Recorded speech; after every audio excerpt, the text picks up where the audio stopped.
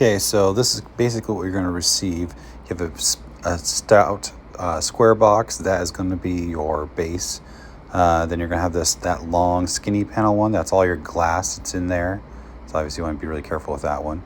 And then to the right, obviously that's the big long the actual stand that goes on top of the base. And it's a two-part system. The boxes to the left, those are really for specialty display for knives and stuff like that. You do not open those. It's just there for advertising a particular knife when they have it out. So also you want to inspect everything that is being shipped. Just make sure there's no holes, or if there is, just take pictures of it. This is beforehand. Find a good space to install. But yeah, you want to inspect what was shipped in there, if there's anything suspicious, and take pictures, especially if you see some damage.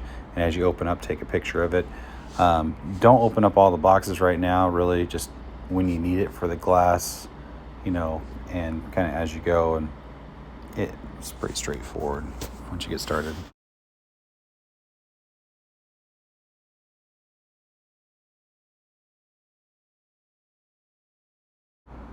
So this base, I flip the box upside down so I can put the feet on before I even display it. It's a little easier that way. And that way you can have it secured. So just open the box upside down like this, and you can just flip it onto its top side before you get started.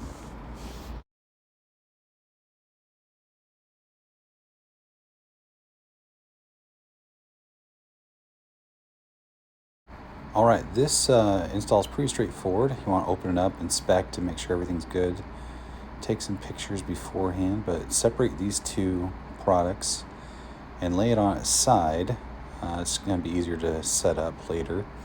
Then you're going to notice that on the bottom there's a spindle piece, and you're going to have to insert. There's a little wax ring, a little ring that you're going to put in there.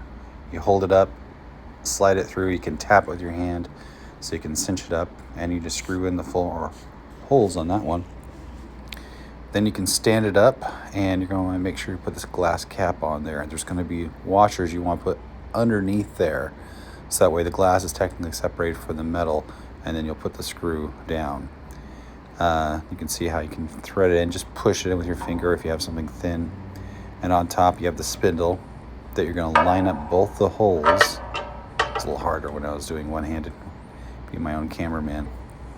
But just going to line those up, pop it on down there, and you'll see in just a second we'll have with the holes lined up, and boom, there you are, so screwed in there. Then you want to secure the bottom with these on. There's a total of 8, so obviously on that side too. The sides of this blue strip that goes around the base kind of gets loose, so tighten that up.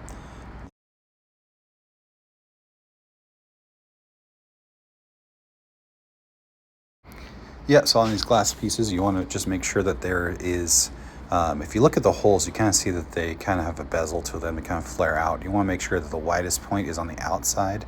It's kind of rule of thumb for all pieces of glass. Yeah, the widest point is on the outside.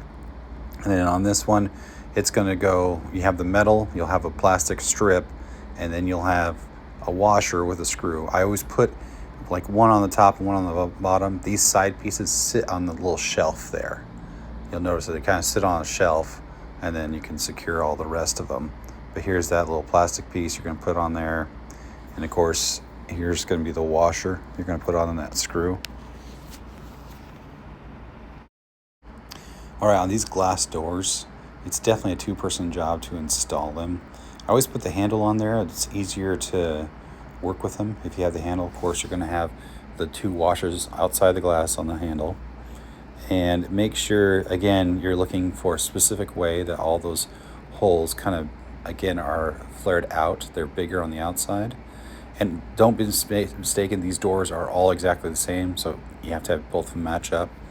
But you notice here that this is the pattern that has to go. It's on the outside. You'll notice that the screw has a washer on it. And those little inserts, I put those on the back side. It makes it a lot easier to install these hinges because You're not having to worry about a washer that is on the inside of that flange, or that hinge. And so next picture I'll show you a little bit clearer.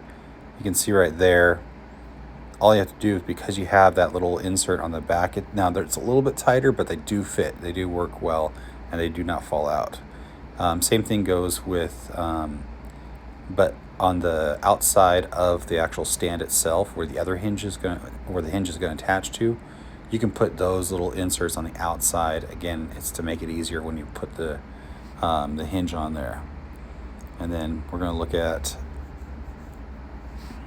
this part here. That's the setup. That's what it's going to look like. Yeah, you just want to make this, I know it's kind of a weird setup, but usually what I do is I'll secure the bottom first. I mean, I'll attach the screws in there. They're Loctite screws, so you just have to get them finger tight so they hold. Do the top and the bottom and then the middle. And then I'll have someone hold a wrench on the inside while I will tighten from the outside. You can use a screw gun at this point, but yeah. So basically, that's what I would do. Work my way up. And then close it. If it's too tight, you want to make sure you try to loosen it up. Sometimes the bottom hinges can be a little funky for some reason. Just keep them a little bit loose if it turns out that they are not. If they're too tight of a setup. Now you just want to make sure you take some pictures, obviously, of the outside of it. You want to do a straight on shot. Also, you want to take a picture of each individual lock to make sure, showing that it's done. And also take a picture of it with it rotated, showing it's rotated like that. Any questions, just give me a call.